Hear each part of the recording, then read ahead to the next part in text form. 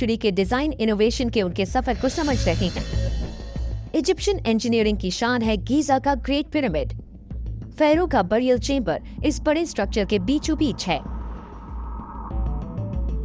टूम का ये huge space ढहे बिना ऊपर के कई मिलियन टन वेट को संभालता है। ये इंजीनियरिंग का एक डिफिकल्ट काम था।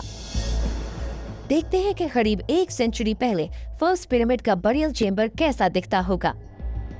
स्टीव हेडक्वार्टर्स में स्कैन्स को एग्जामिन कर रहे हैं।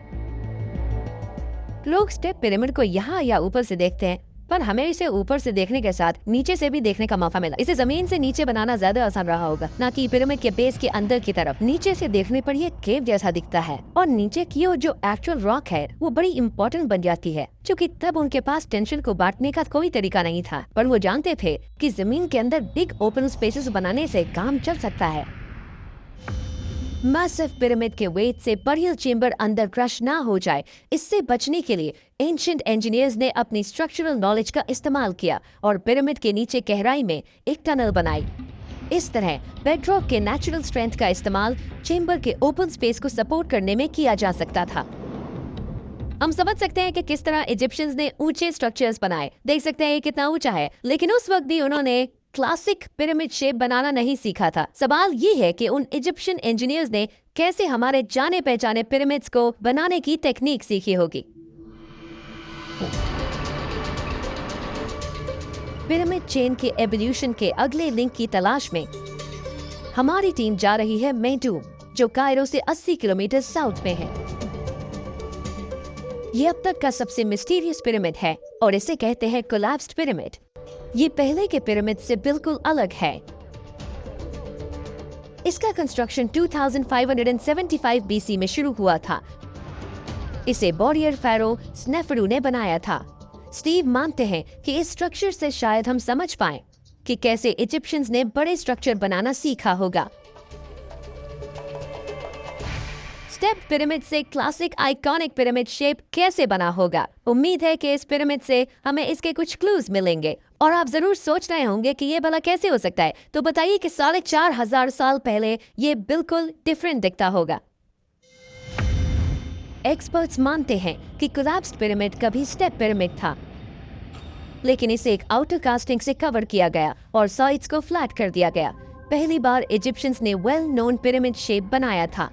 ये उनके डिजाइन और इंजीनियरिंग एबिलिटी की एक बड़ी तरक्की थी, लेकिन अनफॉर्चुनेटली ये कामयाब नहीं रहा। ये एक स्टेप पिरामिड था। उन्होंने पिरामिड को आउटर केसिंग दी, पर वो क्रैक होने लगी। बाहर की तरफ हर स्टेप लाइन में क्रैक आने लगा था, लेकिन हमें ये पता करना है कि पिरामिड की आउटर केसिंग क्यों टूटी। आज हम पहली बार इस एंशिएंट स्ट्रक्चर पर लेजर स्कैनिंग का इस्तेमाल करके पता लगाएंगे। सबसे पहले मुझे लगा कि यहाँ एक और बड़ा पिरामिड था जो बहुत ही स्टीप इनर केसिंग से अलग होकर गिर गया होगा। मैं ये जानना चाहता हूँ कि ऐसा कैसे हुआ। बहुत ही स्टीप शेयर फेस और नीचे के इस कोलैप्स सेक्शन के बीच क्या कनेक्शन रहा होगा, इसलिए मैं इन कोलैप्स एरियाज के डिटेल्स चाहता हूँ। टीम ने काम शुरू कर दिया है। मालकम दूर से अपने पावरफुल लॉन्ग रेंज स्कैनर से स्कैनिंग कर रहे हैं ताकि इसकी स्ट्रक्चरल स्टोरी समझ पाएं। केटिन पास से स्कैन कर रही हैं ताकि वो स्टोन्स के माइक्रो डिटेल्स हासिल कर पाएं। साथ ही उन्हें क्लूज की तलाश है जो सिर्फ लेजर स्कैनर से दिख सकते हैं। टेक हेडक्वार्टर्स में 4500 साल पुराने इस पिरामिड की लेजर इमेज तैयार हो गई है।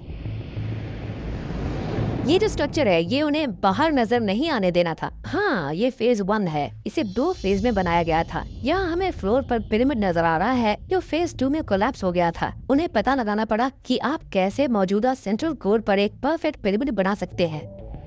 लेजर स्कैन से स्टीव इस स्ट्रक्चर को बनाने में लगे इंजीनियरिंग प्रोसेस को समझने की कोशिश कर रहे हैं और इस डेटा से वो देख पा रहे हैं कि एंशिएंट इजिप्शियंस ने कुछ बड़ी गलतियां की थी। तो मैल्कम, क्या हम इस बैंड पर जूम कर सकते हैं, इनमें से एक एलिवेशन पर?